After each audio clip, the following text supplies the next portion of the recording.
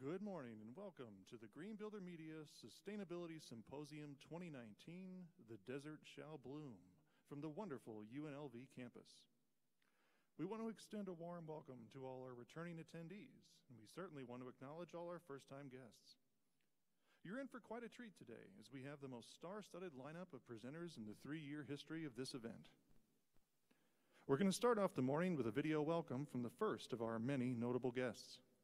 He is one of Hollywood's most successful actors as a 7-time Academy Award nominee, an Oscar winner for his 2009 performance in Crazy Heart, as well as a singer and producer. His most iconic role was in the Coen brothers cult comedy The Big Lebowski as the Dude, a role he reprised in a Super Bowl commercial. He recently co-produced and narrated Living in the Future's Past, an eco-documentary that focuses on modifying social behavior to facilitate the transition to a sustainable future. I'm talking about the one, the only, Jeff Bridges.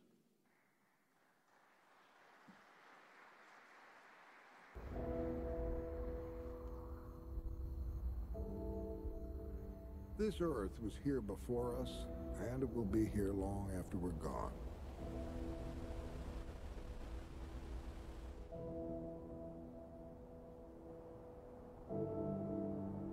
Every living thing on it has evolved together over eons of time.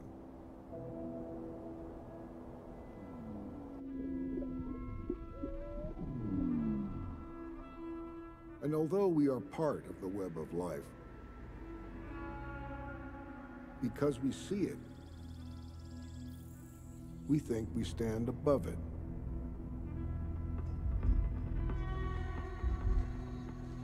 From all that nature gave us, we have made a new world out of wilderness.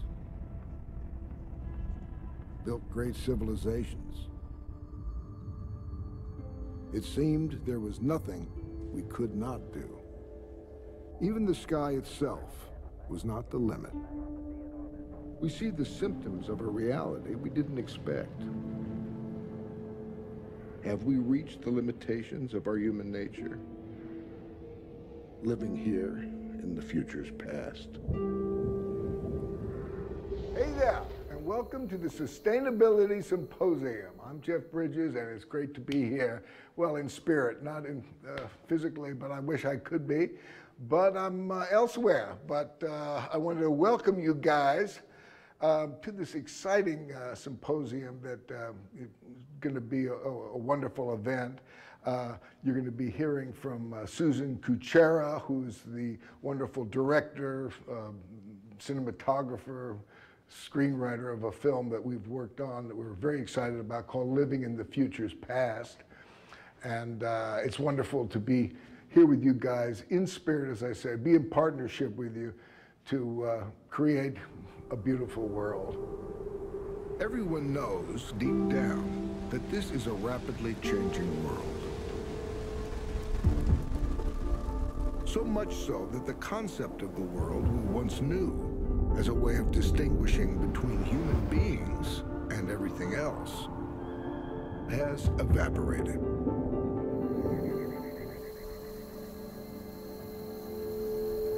You know, Jeff, I've been a real admirer of your work for a long time, but I never really knew that you had a passion for the environment and for the future of the planet, the way you've expressed in this incredible film.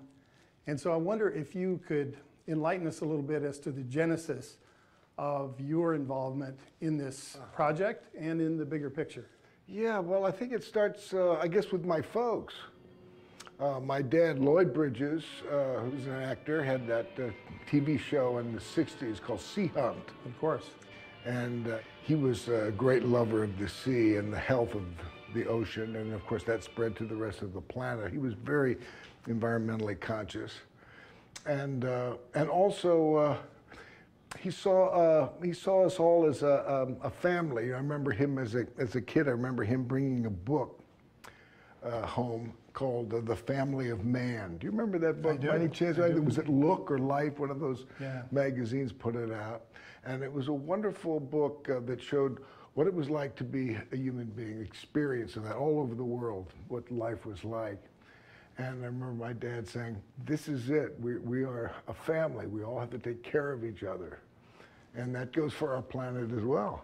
So was there an aha moment when you realized that you had to bring your public voice and your persona to the cause of trying to make sure that we are more careful with this precious world? Yeah, I think one of those aha moments was when I got invited to participate in this film.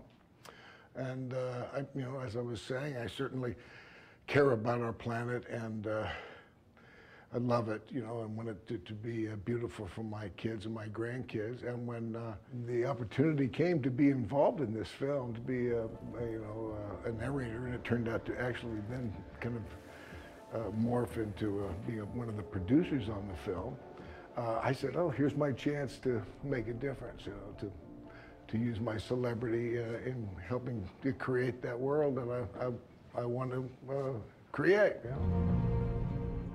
There's much more energy in the system. We have very little knowledge of how Earth's biological life support systems will respond to dramatic and rapid change. Yeah, I can understand that.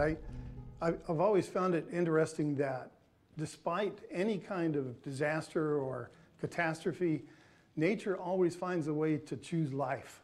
After a lava flow, after a forest fire, after floods and tsunamis, no matter what happens, soon after, nature will begin reintroducing life. So and true. I wonder why we can't come to grips with that, get our arms around that, and embrace that in a way that makes it more possible for us to be part of that big picture. And I think that Living in the Future's Past does a wonderful job of expressing the need and the desire that we feel deep in our hearts about reconnecting the human environment and the natural environment, of which we really can't extract ourselves. We're part of the system. We're nature. We're part of the earth, and we're fundamentally dependent on its good graces. Very symbiotic relationship to everything on this earth. We are a part of nature. We're not other than nature. We're an expression of it. Absolutely. And we don't always make the wise decision, but we're certainly capable of being wise. We're flexible, And a line from a movie that I made years ago comes to mind, a movie called Starman. I play this alien and kind of I'm exploring Earth and humanity and so forth. And I'm talking to one of these scientists played by Charlie Martin Smith, who's been following my character, and I say to him, you know what I love most about your species is that when things are at their worst, you are at your best. So true. And that seems to be true. Some of these challenges that we face, there can be frightening, but those can also be opportunities to rise to the occasion and let nature move through us to make that beautiful world that we envision. That reminds me of one of my very favorite lines from one of your movies, The Contender, when you spoke to Congress. But there is no weapon as powerful as that of an idea whose time has come. And There's so, nothing so powerful as I think that we may be at idea that whose point time with has this come. whole debate around the chasm that we've allowed to develop between the human experience and the rest of nature. As you expressed, we're part of that, and we need to find a way to re-embrace that and to reconnect these things, because we only have this one opportunity as it is, and I don't want to be looking back at this future's past and realizing that we didn't do all that we could do. Now, you have a public voice, you have a fame all over the planet, but how does the ordinary person avail themselves of the tools and find the courage to stand up to all of the forces that would hold us back? Yeah. Well, I know, just looking inside myself, I know one of my challenges is dealing with my own cynicism. I often throw up my hand and say, look, can you look at the TV? Look what's going on. I can't believe, there's no use. We're done for, That's dangerous kind of thinking, A little shift inside of us can turn that into, I better get busy. Look at this. This is where some people want to go. We can't go there. We got to go another way to, that's my personal opinion. You know, we got to do something. Sure. I'm a big fan of Buckminster Fuller, you know, the guy who invented the geodesic dome, and you know, wonderful inventor, scientist, philosopher. And he made a wonderful observation. He looked down at the big ocean-going tankers, and he knew that the engineers who created these big tankers were really challenged by the rudder, and they needed a big enough rudder to turn that big ship, but it took too much energy to turn that rudder. So they came up with a very simple, elegant plan of putting a little rudder on that big rudder. So the little rudder turns the big rudder turns the ship. And that little rudder is called a trim tab. And Bucky said, this is a wonderful metaphor for how the individual affects society. That in fact, we are all trim tabs. And we might be, you know, one individual, but we can align ourselves with people who are more powerful, you know, who have different ideas than us, but, you know, are heading in the same direction. And we can turn that rudder and we can turn that ship. Bucky, on his gravestone, has engraved, "Call me Trim Tab."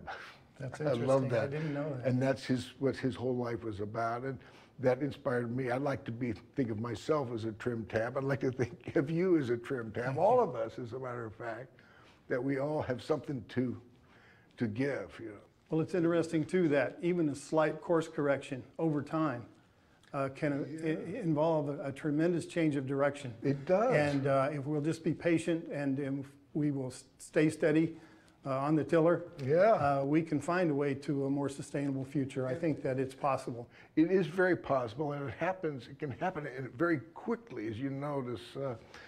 You know, things change rapidly. One of the concepts that we talk about in our movie is something called emergent behavior. It's a phenomenon that happens all around nature. You see it in flocks of birds. You know, they'll be beautiful, you know, shapes, and why are they moving in that shape and not this shape? They're like this. Why they're not, or schools of fish, Absolutely, you know. And there's no leader, but there's an emergent behavior that's being caused by these individual entities that really, if you took them apart, you would have no idea that they make this particular shape. Or you know, an ant is a good example of a singular ant. Doesn't tell you anything about an anthill, but you get a bunch of ants together, all of a sudden it's an anthill, and there's all kinds of behavior that you can see. And that emergent behavior is also happening in us human beings, that we are also a superorganism that is, you know, working in the planet. Now we have an opportunity to look back and see, are we behaving in the wisest fashion? Are there some habits that we can check that will serve us in the future? Bees and ants are individual organisms performing different roles. They rush about to feed or defend the colony, and collectively they create a superorganism. Of course, humans are not social insects, but if you were able to watch a village or a city from a distance over time, it looks a lot like a growing interdependent superorganism. A reorganization of material existence with far-reaching implications. I wonder if we don't put too much emphasis and put maybe too much faith in government or in organized leadership or whatever the case may be, even the scientific community. The best of intentions are certainly important. Asking the questions are important. But I think that emergent behavior that you're talking about really gives us the momentum to effect change over a period of time. And I'm not sure we can leave it in the hands of others because it hasn't worked so far. I think that's really dangerous to think, oh, it's going to kind of trickle down from on high, those guys. We really got to look at our individual behavior and, you know, make the difference, the changes that we can, you know. You know, there seems to be, in my experience, there seems to be an inherent conflict between economic beliefs and environmental beliefs. And I've always wondered why we struggle with that and why we can't bring those two things together. Because it seems to me that if we would embrace the natural world, we would not sacrifice, we would benefit from it.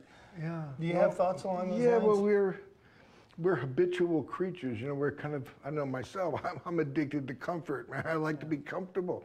And that's often keeping the status quo, you know, where it is. But we also have the power to look at that and see if that's really serving us in the future. Is that we're really a habit that we want to keep, you know? Was there a particular striking moment when one of the participants, one of the experts in Living in the Future's Past said something that caught you off guard or really turned the light bulb on for you? Yeah, one of the things that's, I think, most important is that we are using this precious, turns out that it's, you know, toxic as well, but it's a precious energy source that we're using in a kind of a capricious way. You know, we're not thinking about, we're going to need that energy to create a new system of energy.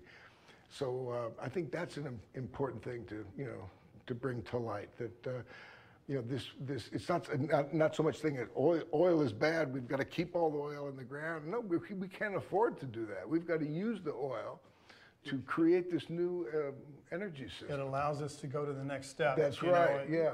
People, when the whaling industry collapsed at the end of the Civil War, people thought that that was going to be the end of civilization and the end of the economy. And it turns out that they drilled a well and oil came up, and all of a sudden whale oil was no longer needed and probably saved the species. Yeah, that was another thing that Bucky brings up. He says, if you want to change something, don't go right up against it. Come up with something new that makes that thing you want to change obsolete. Absolutely. You know, like this, like you were saying, the oil. Well, we can come up with, you know, more stuff like that. I think we all have a great opportunity, and that's how we have to look at it, because the challenge can be overwhelming. And so it's difficult. I know there are things that keep me awake at night, water being one of them, and the whole water issue, especially here in the Southwest and in the Western United States. And so that's a big one. Is there something that keeps you awake at night? When you say that, what pops into my head is my wife and I, you know, just earlier this year, we had to be rescued by helicopter because we were involved with that big debris flow in Santa Barbara that, well, you know, we were the lucky ones. It killed 22 people. Yeah. Caused by that fire that, you know, burned, you know, the mountains over Montecito, and there was no foliage to hold up the mountain, and here it comes, wiped out our house. We were rescued by helicopters and all that. So that kept me up that night. Yeah, for sure. That would haunt you well into the future, I'm sure. It gives you a little personal feeling about what this subject is all about. It does, and even all the best preparation in the world doesn't mean that you're completely protected, because Mama's in charge, and when Mother Nature takes over, we're all in for a lesson. Yeah. One more thing, Jeff. Yeah. Earlier you alluded to the fact that it's easy to sort of get lost in the depression of this whole thing. So how do you feel about the future of the human species? Do you think that we're ready to evolve into a more enlightened state so that we can move to that place where we have sustainability and we have appreciation for all of the gifts that nature gives us? I can't read I can't look into the future, you know, but as the movie title implies, we're living in the future's past, you know, which is right now is the present. So what we do right now, that's going to determine our future, and whether we're creating that kind of world that we dream of, then we're on the path, and we're going in the right direction, you know. So it's not just about looking back, it's about looking forward. There you go, and we can do this. We're capable. Nature is capable of doing this. Well, you've lent a huge voice to this, and we appreciate it more than you know. Great being in partnership with you, Ron. You too. Thanks. All right. Energy is the currency of life.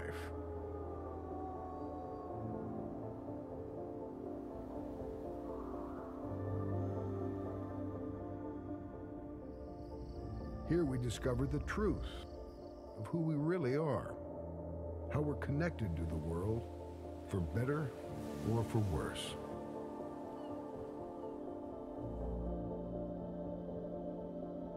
Could the solution we're looking for be inside us? We're humankind. Ingenuity is in our DNA, and we can visualize. What kind of future would you like to see? What are you willing to contribute towards creating that future? Who knows what will happen next?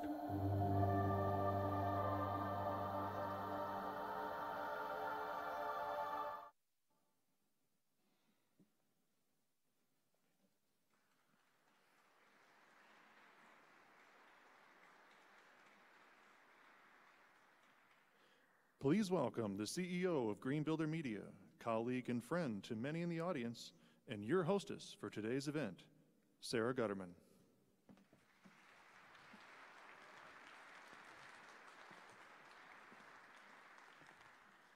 Thank you for being here today with us at the Sustainability Symposium 2019, The Desert Shall Bloom. The UN's World Meteorological Organization, the WMO, recently came out with their annual climate assessment report, and they stressed with conviction the urgency and the necessity of climate action, stating that the Earth's climate is changing faster today than at any other time in the planet's history, primarily because of human activities. Because of these urgent environmental and economic realities, it is of paramount importance that we all participate and collaborate and innovate. There is a lot of work to do, no doubt, but there's a lot to be happy about and a lot to celebrate. Take, for example, 2 entire states, Hawaii and California, and 100 cities across the US from coast to coast, from San Francisco to Las Vegas, to Denver, to Chicago, to Atlanta, who have made bold commitments to transition to 100% renewable energy somewhere between 2025 and 2045. And utilities are getting in on the action. Here in Nevada, NV Energy has made a bold commitment recently to source 50% of their power from renewables by 2030. And I don't know if you saw this, but Xcel Energy a couple of weeks ago, they announced that they're going to get 100% of their power from renewables by 2025. They service 5 million customers in states like Colorado and Minnesota. So if you look at all of those commitments, that's the equivalent of taking about 26 million vehicles off the road or retiring 30 coal-fired power plants. Quite substantial. We're seeing innovations in other areas as well. Water, which, by the way, is the critical issue for us all to tackle over the next decade.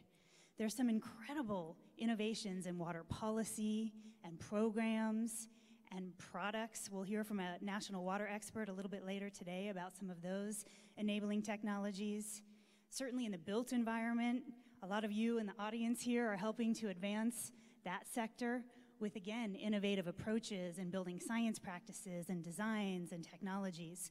We'll hear later today from a pioneering venture capitalist from the Bay Area about enabling technologies as well as robotics and automation that are going to transform our cities into intelligent smart hubs.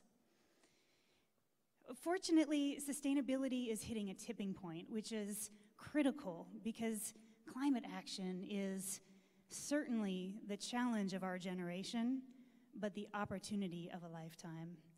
And while some people are learning about sustainability because they're losing their homes or loved ones in wildfires or mudslides, or on the other coast, superstorms and hurricanes, people are really, really coming to understand that, like Jeff and Ron talked about in the film clip, our environmental stewardship can no longer be separate from a thriving economy. Those things are intricately linked and they have to be connected. And that is why we are particularly delighted that you all are here with us today for the Sustainability Symposium. It's going to be a wonderful day, fantastic lineup of speakers.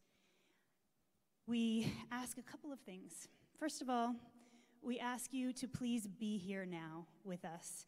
I know that we all get just a tremendous barrage of texts and emails and phone calls, and we ask you to try to separate from those for a little while and be here now with us. We also ask you to please turn off your video recording devices because unfortunately they're not allowed. However, we will have this on our social media and our website for you to access via video. Finally, I'd like to thank everyone that helped make this day possible, starting with my team at Green Builder Media. Your passion, your creativity, your tenacity, and your true desire to continue to build a better world just absolutely amazes me every day, so thank you all. Thank you also to UNLV and to Aramark Catering for helping to pull the details together. Thank you to our illustrious speakers for being here. You've traveled from many places a long distance, so thank you. Thank you to our local partners, like the City of Las Vegas and the Southern Nevada Home Builders Association, Impact NV, Green Alliance, and Eco Rides for your help in this. But last and certainly not least, I need to thank our sponsors, Samsung, Owens Corning, Ingersoll Rand, Emerson, Uponor, Anderson, Ream, Zappos, and Caesars Entertainment. These are companies that are truly committed to sustainability. They have wonderful sustainability stories. If you see those sponsors, they're identified by their badges as sponsors. Please thank them. Also ask them about their stories because they've got some wonderful ones. So with that, I'm going to bring on the big guns. It's not very often that I get the opportunity to introduce someone that has had this much of an impact on our world, on our economy, and on our society. General Wesley Clark, after graduating first in his class at West Point, served our country for 38 years in the military. He became Army Chief of Staff and a 4-star general. His last assignment was NATO Supreme Allied Commander. That's pretty cool. I don't get to do that every day to say that. So I'm going to say it again. NATO Supreme Allied Commander. He has a unique specialty because he understands politics, the military, and business, all three. And when I asked him last night which one he likes best, he says that he grew up in the military, so that's his home, but he really, really likes business. And so he's spending most of his time now advising companies on renewable energy strategies. I'm sure he'll talk a little bit more about that, as well as countries and leaders from across the globe. So with no further delay, General, please join us.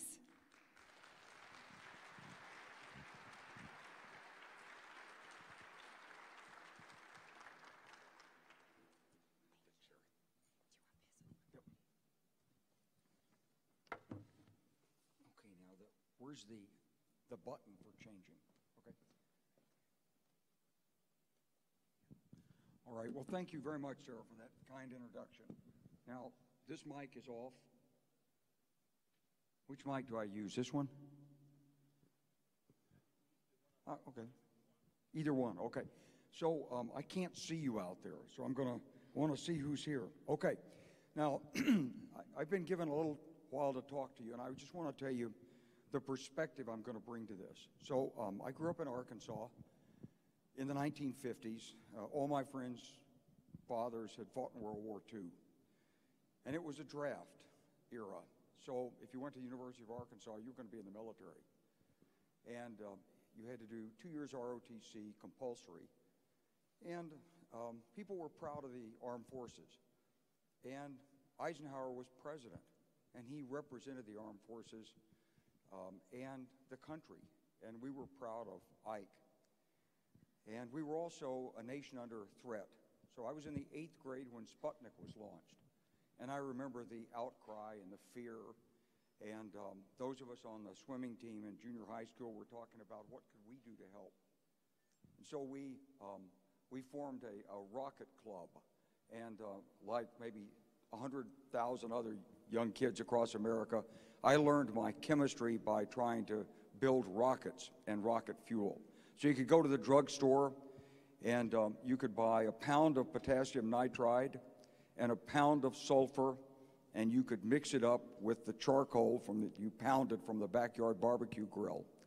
And then one of my friends said, well, you know, potassium nitrate, it has an extra oxygen molecule, and so you should use nitrate rather than nitride.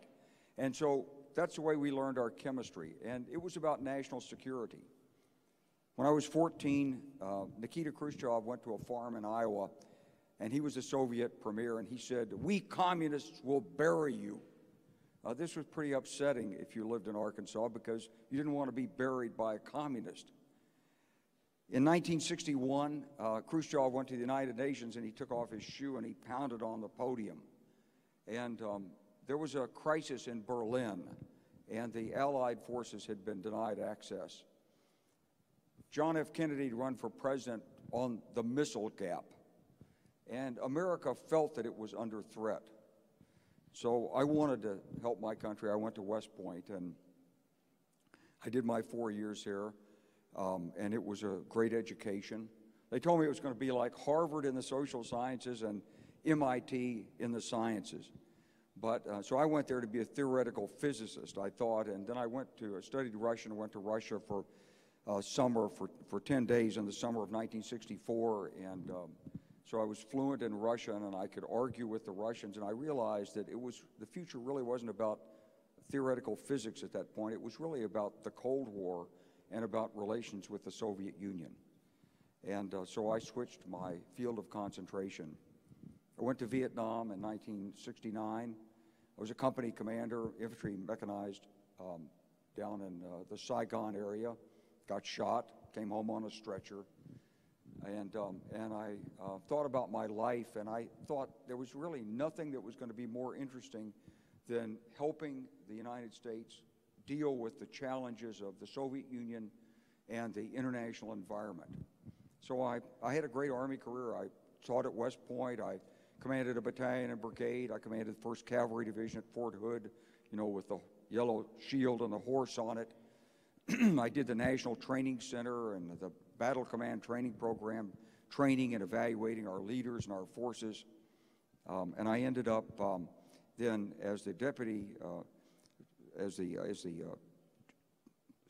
strategic plans and policy chief for the Joint Chiefs of Staff, meaning that I was the 3-star general in charge of working with the State Department and the White House on all matters of national policy. And then I did the Dayton Peace Talks with Richard Holbrooke. And then I became the Commander-in-Chief of U.S. Forces in the U.S. Southern Command, so I was responsible for everything south of Mexico, including the Caribbean. And then I was the NATO Supreme Allied Commander. And I had to enforce the Dayton Peace Talks, and we also did a big military operation there called Operation Allied Force. So I retired in 2000. I was 55 years old, and I didn't know what to do. And I ended up with a headhunter who said, since you don't know what to do, you should become an investment banker. Because that's broad, and there's a lot of variety. And so I interviewed with Goldman Sachs, and I interviewed with Merrill Lynch, and I ended up going to Arkansas, and because they had an investment bank there. And I went back to where I grew up, and so I've been there as a home ever since. I left the investment bank. I'm one of these guys who I couldn't keep my mouth shut, and after 9/11, I was on TV with CNN virtually every day. And it was a little scary at first because I didn't have an intelligence officer there telling me what I could say, and I didn't have a Pentagon PR guy there telling me what I couldn't say. And I was on my own. And I began to nose around Washington, and I realized this pressure to go to war with Iraq, it was hokey. There wasn't any reason to do this. I'd seen all the classified material on Iraq when I was a NATO commander because we were bombing it. And through Turkey, we were flying over Iraq, and whenever they turned on a radar, we bombed. This is 1998, 99. And so I knew what was going on, and I saw this, and I wrote a couple of op-eds and began to speak out, and before I knew it, I had 20,000 people online demanding I run to be president. And I entered the political race, and I declared I was a Democrat. I'd been in the Ford administration, actually, as a White House fellow in the mid-'70s, and so most of my friends were actually Republicans. And I became a Democrat because I knew the war in Iraq was a mistake. And so I had 5 glorious months. I got tutored in economics by Bob Rubin, and I had the best people telling me about health care. And it gave me a chance I went to 30 states in 90 days. We raised $25 million or so. And it was a great experience to meet Americans and see the world through the lens of politics. And then I went back into the business community. And I've been with maybe 100, 120 businesses. I've been with some of the top businesses. I was with Goldman Sachs private equity for 4 years, Clayton, Dubilier, and Rice, so I know the private equity business. I've been mostly working in energy, so I've worked in wind, solar, electric power, ethanol, biofuels, and I've been in the other side of energy. I've been with oil and gas. I've worked in China, the Middle East, Africa, Eastern Europe, Western Europe, and South America, and Canada. So I've seen a lot, and I'm in the stage of life where I'm sort of giving back now. I'm trying to give back, and I want to share some of these insights and experiences with you. I asked Sarah, what should I talk about? And she said, well, anything you want, really. And it reminded me of the story when I was working for General Alexander Haig when he was the Supreme Allied Commander. He'd worked for Henry Kissinger in the White House. And he told me the time that Kissinger called him in and he said, Haig, what are you doing to me? He said, I've got to give a speech, and you've given me 10 minutes to prepare. I don't know. I don't even know what I'm going to talk about. I've got 3 crises going on. What are you doing to me?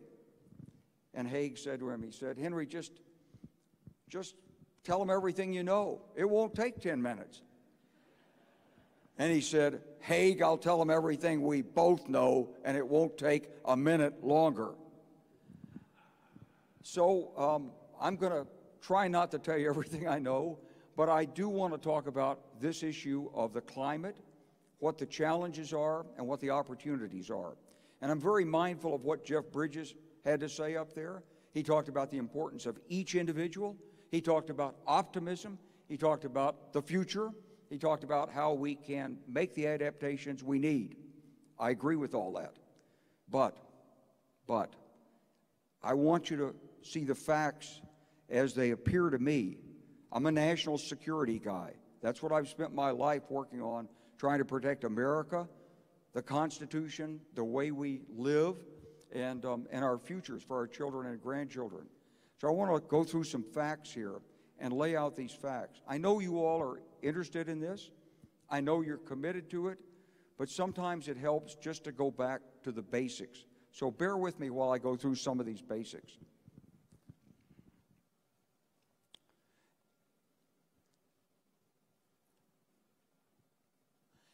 As Sarah said, we've got a lot of interest now out there. These are just 3 of the recent climate books that are available for you to read that will shock you and frighten you. And these are just, there's dozens of them that are coming out. This is a crisis in climate change. I don't know if there's a national emergency on the southern border, but I can tell you there's a national emergency with climate change.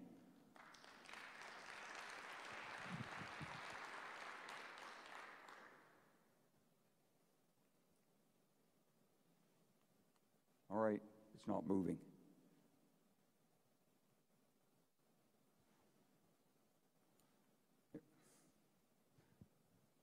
Let's move back.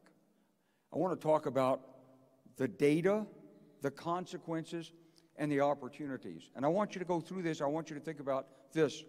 This is the greatest economic opportunity in mankind's history. It's the greatest.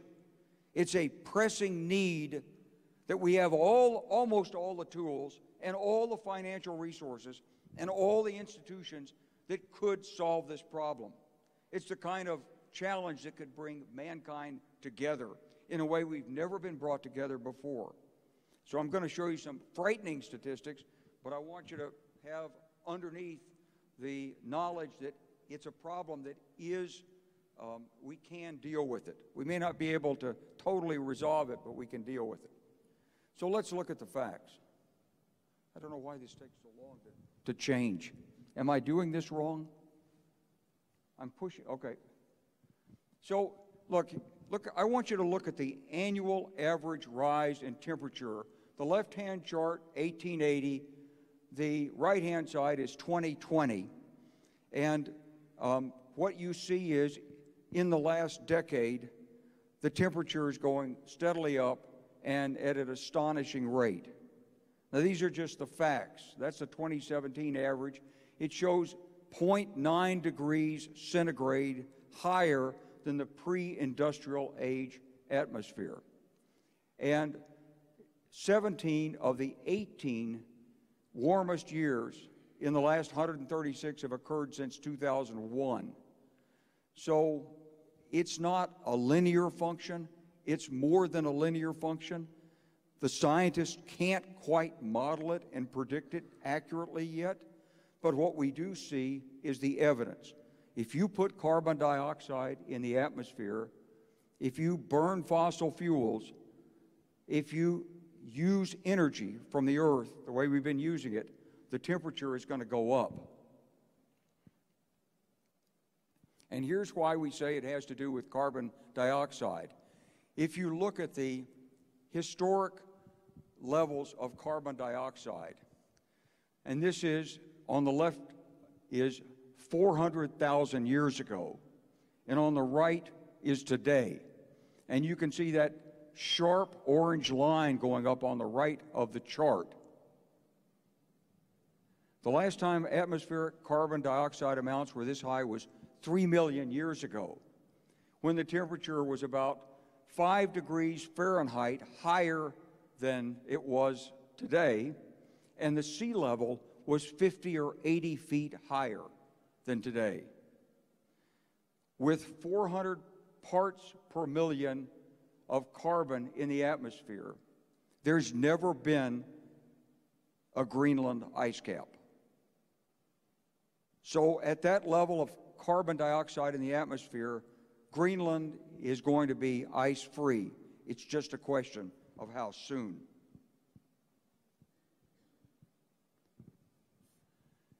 So this shows the increasing amounts of carbon dioxide in the atmosphere going back to the 1970s through 2017. And what it shows is that the concentration is going up, but it's also going up with increasing intensity each year.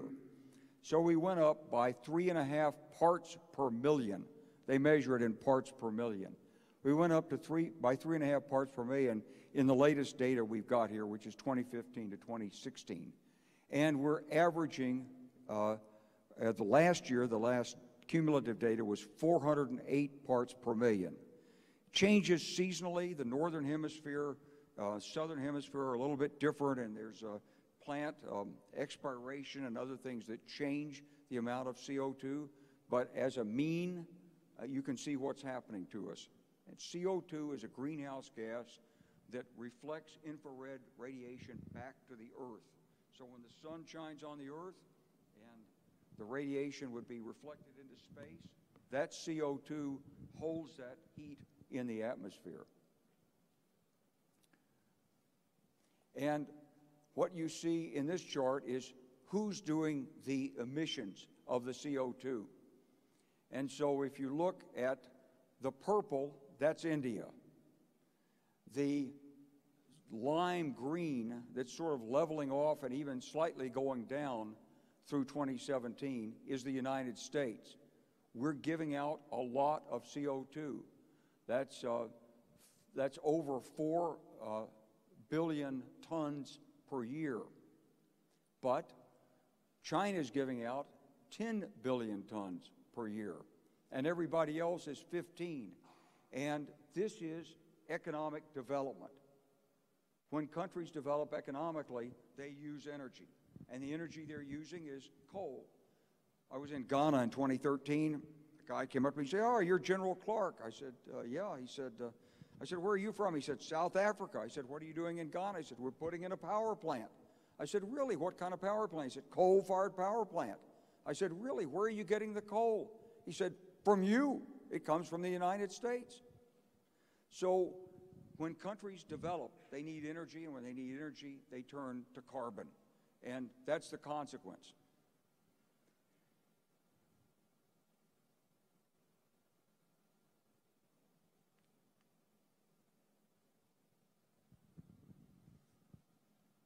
So if you look at where it's coming from, what's the source of it? What you see at the bottom is coal. In black is orange. You see natural gas in blue, and you see at the top a sort of yellowish. When you turn over the soil, you expose microbes, and those microbes release carbon dioxide. And so just by increasing the amount of land under cultivation, like when you're taking down the rainforest in the Amazon or in Africa, you're causing an increase in carbon dioxide in the atmosphere.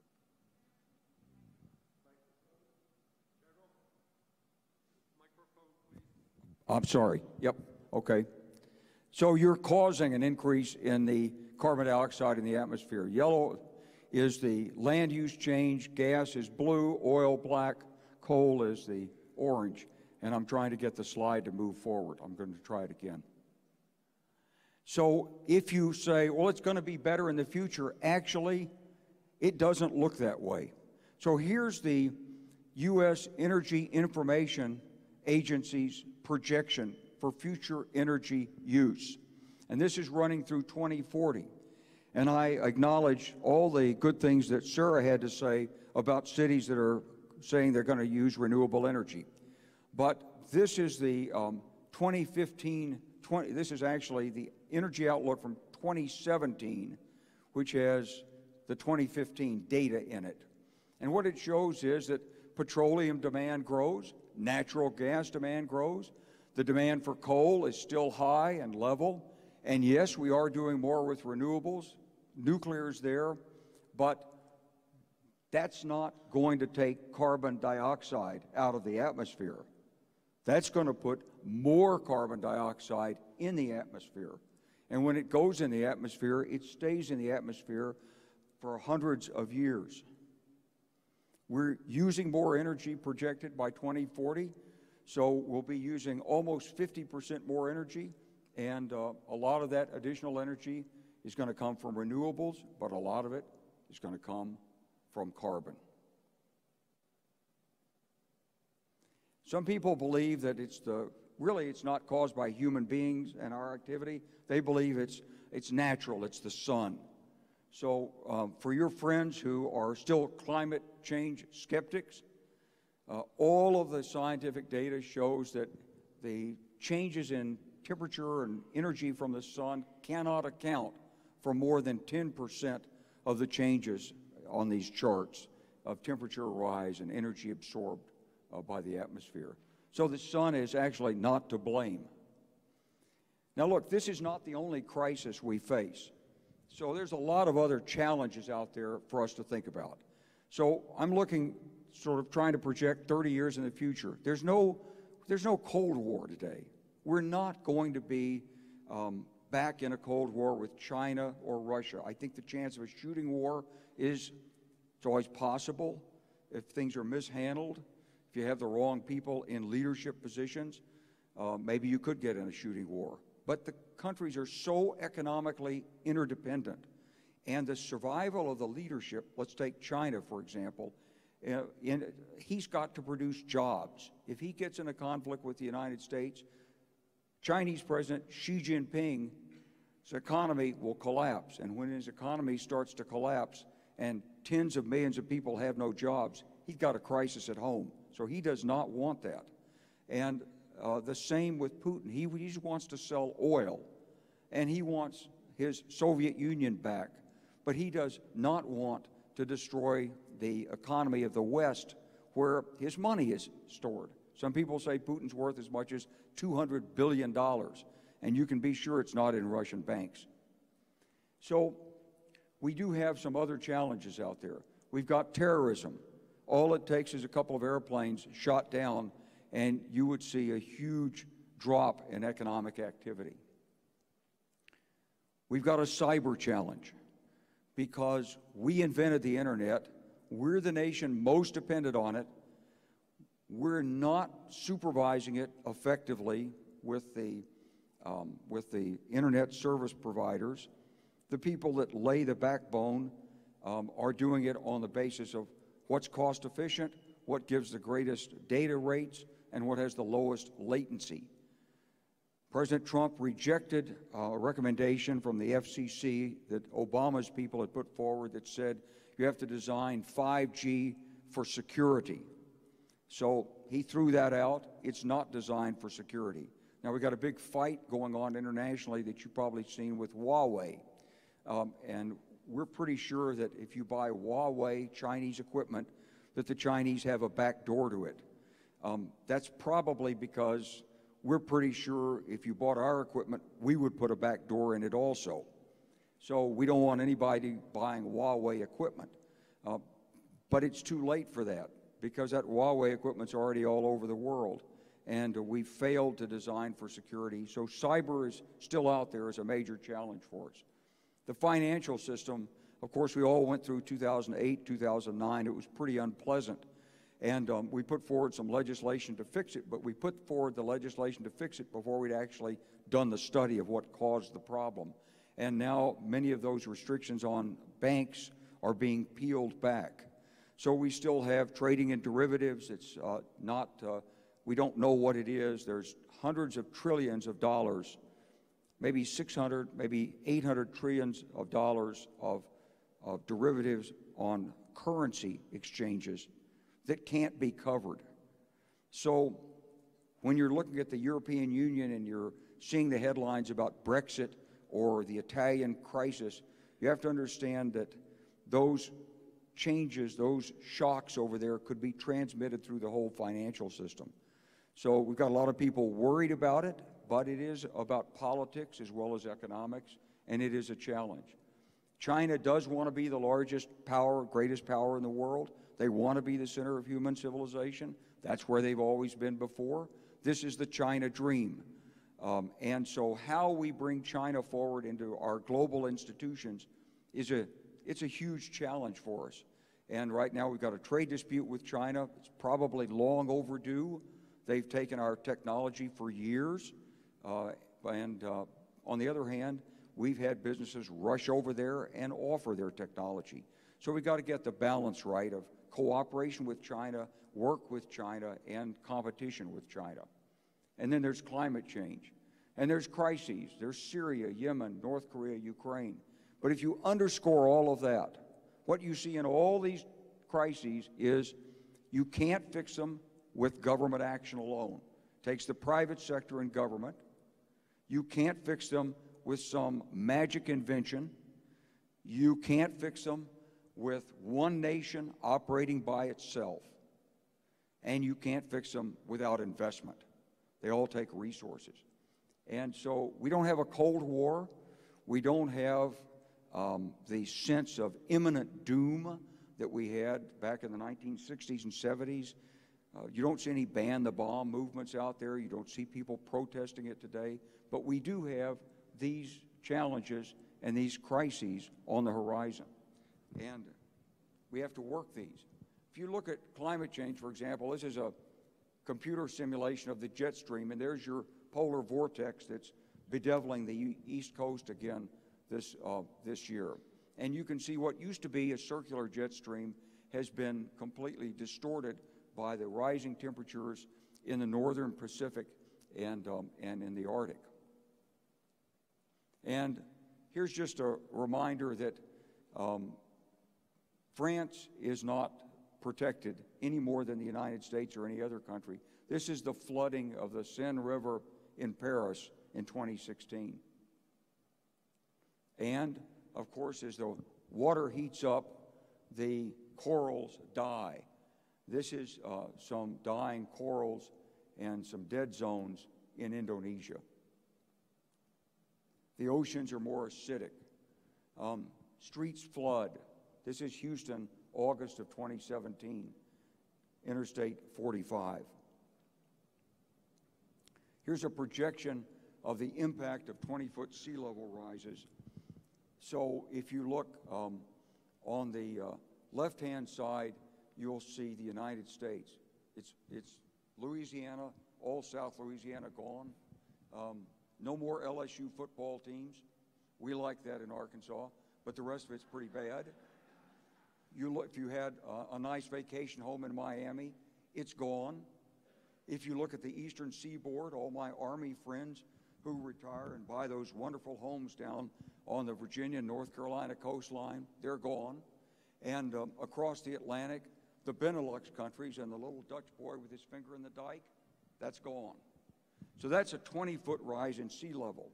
That's beyond the most dire projections right now from the climate predictors.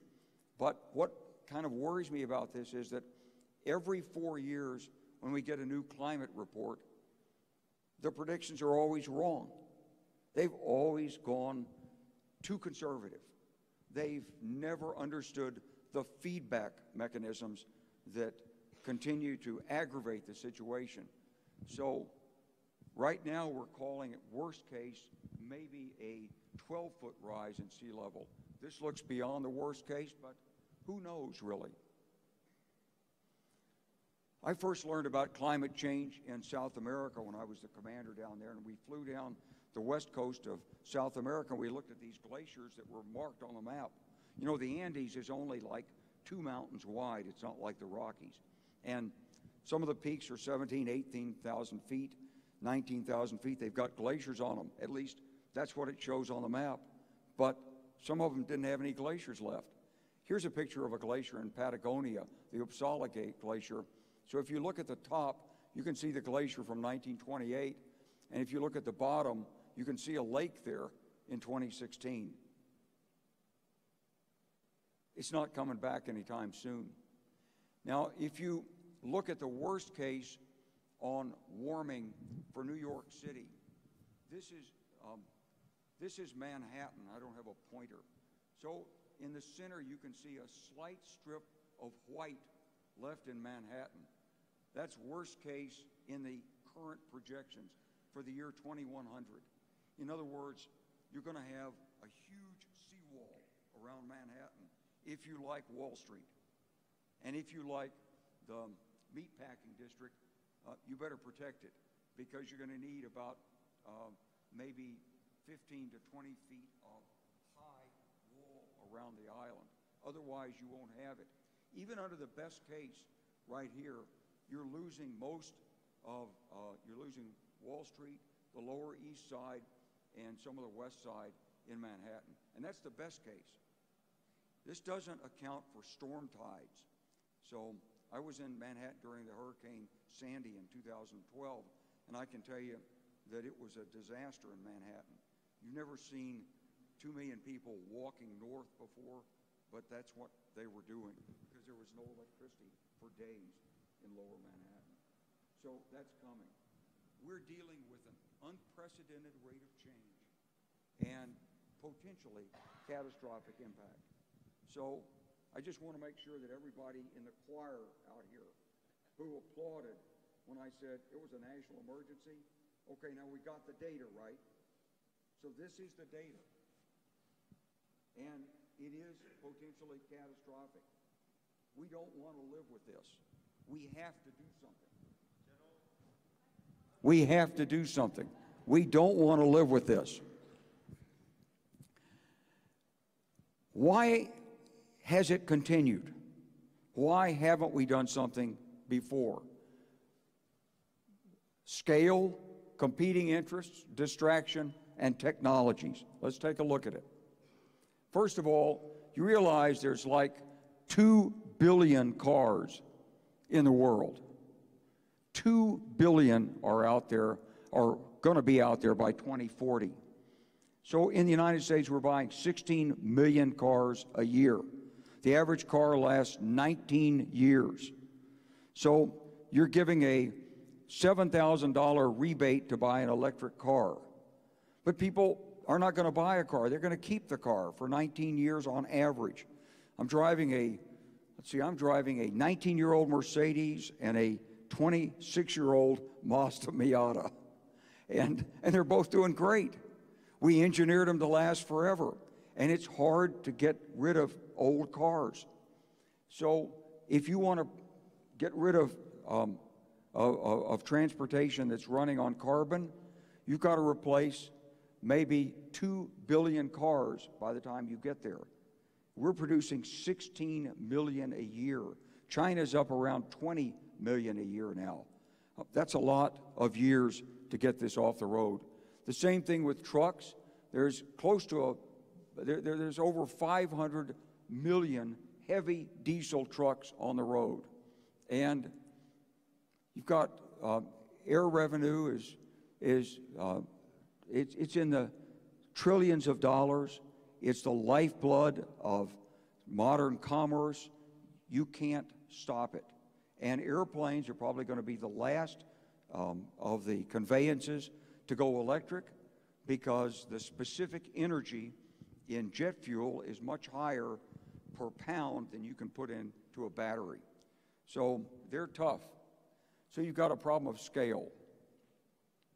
You've got a problem of competing interests. Look, in blue on this left-hand pie chart, that's the oil reserves that belong to OPEC. And if you ask at $80 oil, which is what we've been flirting with for the last year, what's the most valuable thing in the world? The most valuable thing, it's oil reserves in the ground. It's worth more than the GDP of the United States, more than the stock market, more than the stock markets of all the Western countries. It's oil in the ground. And the people that have that oil, they want it to be used. And they are, whatever you hear about Saudi Arabia saying they're going to, move beyond a petrol-based economy, yeah. But they're going to move at their pace, and they need those petrodollars to get there. And our friend Vladimir Putin, look, we do export some petroleum products. But if you look at this bright green, you see how much more Russia exports. It's more than 50% of all of their exports. And when you add the natural gas to it, it's more than 2/3 of Russian exports. The rest of it are various forms of weapons and other technologies. And then there's the competing interests. So you may remember we almost voted in a cap-and-trade system in the United States in 2009. It was ultimately defeated in the Senate. Here's one of the reasons it was defeated: because those very good energy companies, including companies like Xcel, they spent over $1 billion lobbying to make sure there wasn't a cap-and-trade system. I was recently in a symposium in Atlanta, and Southern Energy presented its plans. And of course, this was a renewable energy symposium. So Southern Corporation was, very forthcoming, and we love solar, we're doing wind, and we're taking all kinds of technology measures, and it was pretty optimistic. Someone asked the man who was presenting, said, actually, but what percent of your generating capacity right now is renewable? He said, well, by 2020, he said, 2% will be renewable. So it just shows you we've got a long way to go. There are huge financial equities tied up in the existing energy system: bonds, banks, public utility commissions, and hundreds of thousands of people, and they make their living off the current system. So when you bring in green energy, you are a threat to this system. Then there's all the internal distractions: international crises, social media, daily life. You're not reading about climate change every day in the newspaper. It's there every single day, but you have to really search to find it. You can find Yemen on the front page. You can find Brexit. You can find an angry discussion between Angela Merkel and Vice President Pence. But you have to really search to realize each day we're putting out maybe 1 billion tons of carbon into the atmosphere. We're still not quite there on technology. The batteries are still too expensive. Solar has come down enormously in price. So batteries used to be, here's a measure. So it used to be like $400 per kilowatt hour of electricity stored. So that's down now to 100. And Elon Musk says he's going to get under 100. The first companies are getting under 100. But that's still really expensive by conventional standards to produce base load power, which could replace coal, gas, and oil. Solar. So when I started in the solar business 10 years ago, solar was, let's say, 15 cents a kilowatt hour of capacity to install, including not only the panels but the rest of the plant. It went down to 10 cents, and now it's down to maybe 5 cents. So we're getting lower and lower. You can buy the panels for about 5 cents. Got to put a little bit of extra in there, and that runs it up to maybe 10 cents. But you get an incentive. So when I asked Dominion Power how much would they pay wholesale for green energy, they told me they would pay 3 cents a kilowatt hour.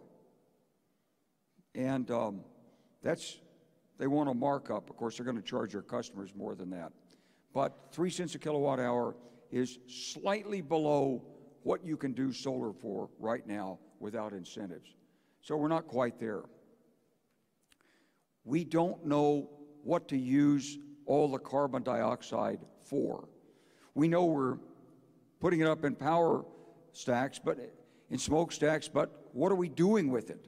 So we can capture it, but what do we do with it? You can use some of it in beverages, but you have to clean it up. You have to take all the impurities out of it. Okay, we're doing that now. But how many carbonated beverages can you drink? You can liquefy it and pump it underground. But if it leaks out and comes up, it's poisonous. It's heavier than air. And so if it sits in a low ground, it could kill people. So we don't know what to do with carbon dioxide. And then there's a technology that might be able to broadcast power, so you wouldn't have transmission lines. There's a group in Texas that went back to Tesla and found that the equations that Tesla had worked out were correct. The subsequent efforts were wrong, and that if you do it right, you could take solar energy from Saudi Arabia and broadcast it all over the world. And you could be 100% renewable with solar plants at various places around the globe. You wouldn't even have to store the power. You just lay it out and broadcast it. We're not there yet. And we don't know how to take the carbon dioxide out of the air. Ultimately, if you're going to try to preserve the earth the way we see it today, it's not enough to simply stop emitting. You've got to extract.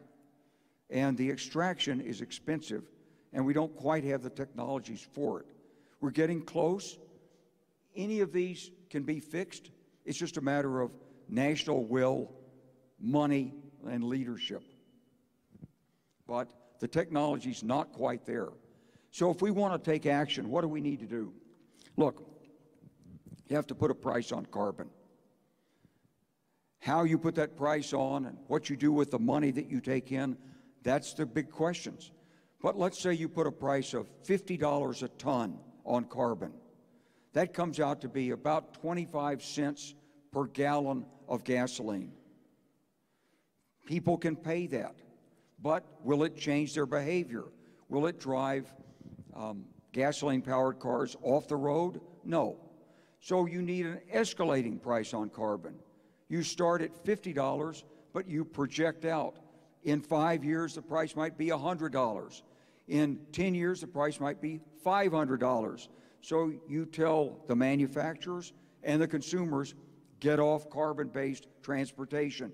And here's the timeline, and you can lay out the economic projections that will encourage you to do so. And you collect tax revenues on it. You can either distribute these to the people who are impacted by the rising prices, like the people in my state who have to drive 30 miles every day to get a job with a timber manufacturer company or a wood cutting area, or you can use it to reduce the deficit. We need investment funds because the private sector is, we love the private sector, but I'm a banker. I can tell you people are risk averse. And after 2008, they're even more risk averse. Lord Keynes, who was the founder of macroeconomics, asked the question, why do people invest? And honestly, there's no answer. He called it animal spirits. But what I found after 2008, when I go to these business conferences and I see my friends, I asked the guy who's worth $100 million, I said, what are you working on now? He says, you know, he said, I'm pretty happy where I am, and you know, I've got the house in Mexico, and we're looking after the grandkids, and I mean, he's not investing and taking risks. He's not creating jobs for the rest of us, at least not directly. And I asked my friend who's worth a couple of $1 billion, I said, what are you working on now? And he said, you know, I've got the yacht off the coast of Mexico, and you know, I'm just sort of restructuring things for my family, and I'm looking at things, and some things look pretty interesting, but and so that's the animal spirits that are out there in too much of the business community right now. So the only way you can replace that is with government leadership. All the great things that have been done in this country, they were actually done and led by the government. They may have been done for private profit, but they were led by the government. The Erie Canal, the Transcontinental Railroad, the Panama Canal, the space program, the interstate highway system. In no case did a group of entrepreneurs get together and say, hey, let's build the interstate highway system. No, it was a dream that Ike pushed in 1955 that came from a study done during World War II that showed that you needed these highways for national security purposes. So we need international mobilization and we need government leadership. There's a lot of talk today about the Green New Deal, and I love the concept. We need it. The things that are laid out, if you've read it, it's a little too visionary to be actually practicable. You can't replace air travel in 10 years. You can't build the trains that you need in 10 years. You can't get all carbon fuel vehicles off the road in 10 years. You just can't do it. But you can certainly set up a structure and an incentive to move us that way in 15 years or 20 years. And we need to do that. So I like the idea of the Green New Deal. We have to get carbon negative. It's not enough to have efficiency. It's not enough to sustain what we have. We have to go beyond that to pull carbon out of the atmosphere if we're going to preserve some semblance of what we have today in terms of rainfall patterns and shorelines and agriculture and glaciers, et cetera. Next. Nope, I got to do this.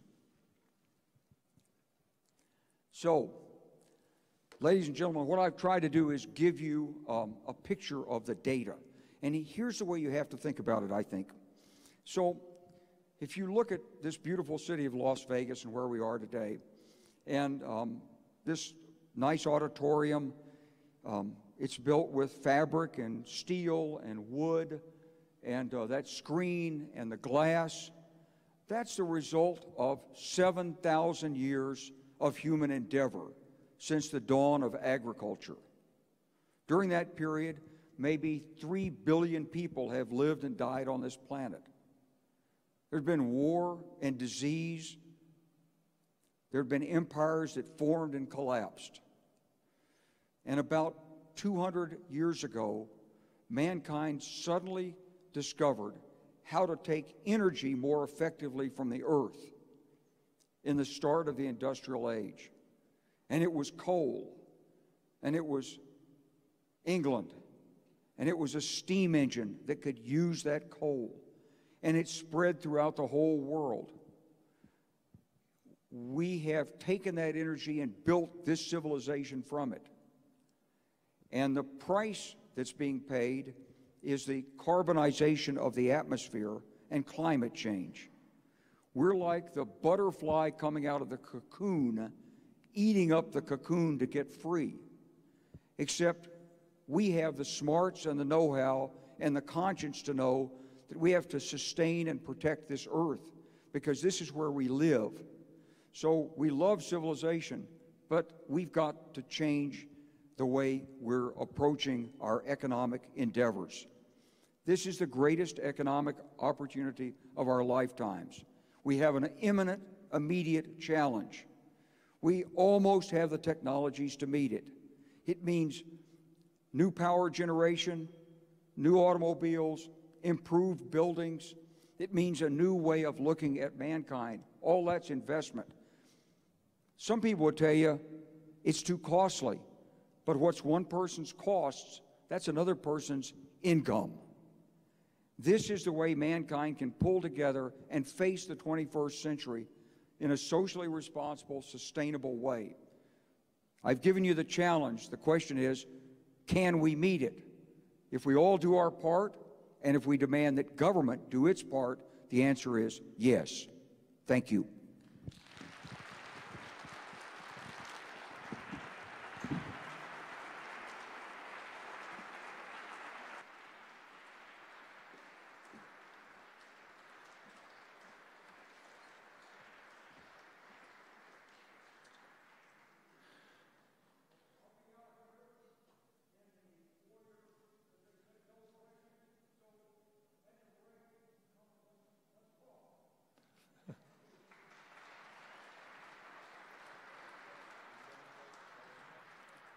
As the General said, we will now have a short break for refreshments and networking. Refreshments are located in the lobby.